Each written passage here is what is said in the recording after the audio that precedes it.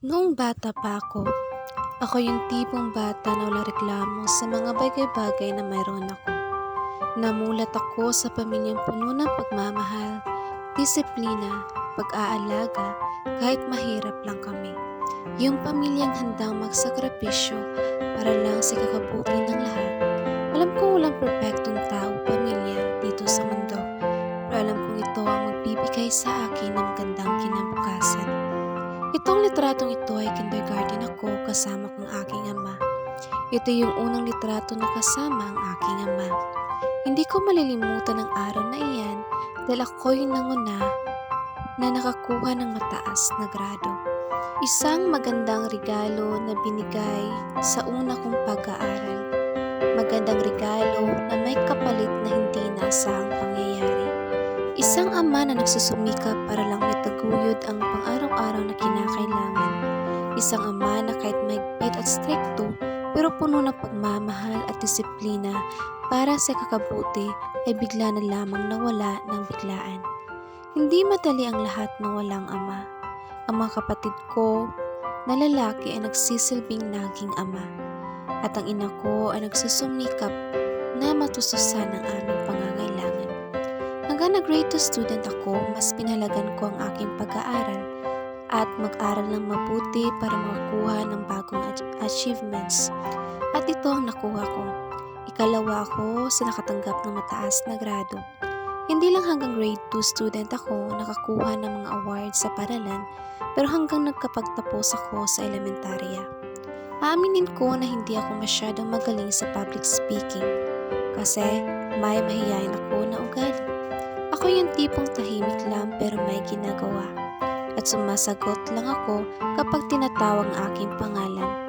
Pero alam ko na magaling ako sa pagdating sa mga gawaing proyekto, pagsusulat, paggawa ng mga akdang pampanitikan. Nahiligan ko na rin na maglaro sa mga sports sa paralan. Sumasali ako at marami na din akong nakilala ng mga kaibigan. Hindi din ako nagpapahuli sa mga aktibidad sa paralan tulad ng Girl Scout, Boy Scout, pagsasayaw at iba pang aktibidad sa paralan. Kahit na malayo yung bahay namin sa paralan, pero hindi naging hadlang ito para sa pang-araw-araw pumapasok sa paralan. Kahit na minsan ako lang yung naglalakad papunta sa paralan, kahit natatakot dahil yung daan namin ay puro palayan. Minsan hindi ako nakabaon ng pang-recess, pero namulat kasi ako na marunong makontento at intindihin ang kahirapan na aming nakaranasan. At hanggang nag-high school na ako, graduate din ang ate ko sa 4th year high school. Pero hindi ako natatakot na umuwi dahil lumipat kami sa bagong bahay na malapit na lang sa aming paaralan. High school student, dito ko nararanasan ang mga bagay na may makilalang tao na mapapalapit sa iyo. Mga aktibidad na kayasaya, mga leksyon na mahirap pero patuloy na ginagawa. Ika nga nila yung high school days ay dito mo maranasan ang tunay na kasiyahan, hindi lamang aktibidad kundi sa mga bagay na mayroon. Hindi rin nawawala ang mga achievements na nakakuha ko. Mas na-enjoy ko ang mga bagay na walang problema sa pag-aaral. Masarap sa pakiramdam na naranasan mo ang mga mahalagang pangyayari bilang isang estudyante. Tulad ng GS, Christmas party, pa-surprise na mga barkada mo sa birthday mo, mga moments na isang beses kumala ka, kasama ang barkada mo. Kapag may birthday ang barkada mo, present ka.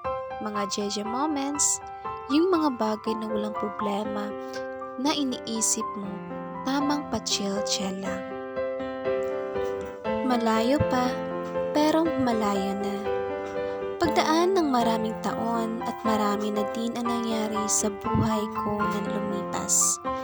Ngayon na marami na ang nag-iba, mas meron akong kumpiyansa sa sarili sa public speaking. At may naragdagan naman sa pamilya namin, ikalawa kong ama at ang isa kong kapatid. Masaya ako ngayon na naging parte sila sa buhay namin. Ikalawa kong ama na nagsumikap sa araw-araw ng buhay para lang matustusan ang aking pang-araw-araw na kinakailangan. Isa kong kapatid na kahit makulit pero nagbigay sa akin ng kasiyahan, kakulitan sa pagsasayaw at pagsiselfie. Ito ako ngayon na nag-aaral sa Negros State University Mabinay Campus. Parang isang panaginip lang na sa kabila ng nangyari, ito ako ngayon. Ngayon na alam ko na di madali pero kakayanin. Pinapangarap ko lang na sana balang araw makatungtong ako sa kolehiyo o makaralas lamang. Pero hindi talaga natin hawak ang panahon dahil umabot talaga sa punto na mangyari ang lahat ng ito. Oo, mahirap sa simula. Nag-a-adjust sa mga oras ng klase. Mga bagong mong kasama na hindi na mga barkada mo. Yung mga leksyon medyo mahirap. Pero ito ako ngayon, nasa 2 taon ako sa kolehiyo. Hindi madali maging estudyante sa kolehiyo. Totoo yun. Makaranas ka ng pagod, puyat, pumasok ng umaga na walang kain para lang maka-attendance. Ako lang ba ang nakaranas niyan? Oo, lahat tayo. Umabot sa puntong iyan. Mas naranasan ko na umiyak tuwing gabi kasi malayong pamilya. Walang masasandalan sa mga problema at sa mga araw-araw mong pangangailangan. Palihim na tinatago ang pagod at sakit na nararamdaman. Ako yung tipong tao na masayahin. Walang nagbagong ako noon. Kahit ngayon masayahin ako. Ngumingiti na parang walang problemang dinadala. Pero sa totoo lang, may mga problema din ako pero marunong lang ako kumontrol sa emosyon ko.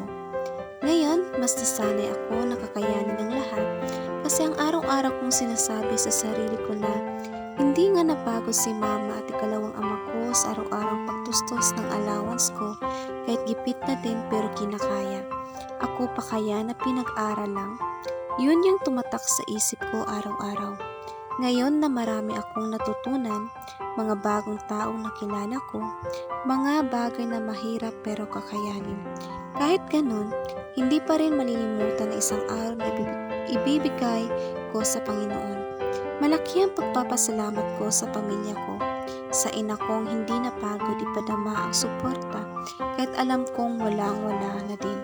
Ang pagtitiwala na ibinigay niya sa akin na kaya kong malampasan ang pagod at hirap para sa aking magandang kinabukasan.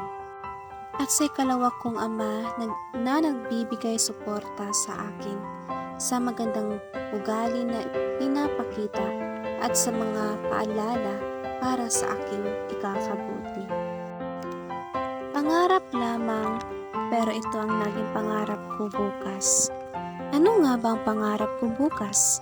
Simple lang, ang makapagtapos ng pag-aaral na habang naglalakad nakasama ang aking ina ko sa stage at makatanggap ng diploma. Makahanap ng trabaho upang sila naman ang mabigyan ko ng magandang pamumuhay. Mga pangarap noon na hindi nila natupad ay tutupadin ko dahil wala akong ibang iniisip kundi ang mabigyan ng marangyang buhay ng aking pamilya. Ang suporta at ang pagtitiwala nila sa akin ay hindi ko sila bibiguin. Hanggang kaya pa nila, mas kakayanin ko pa.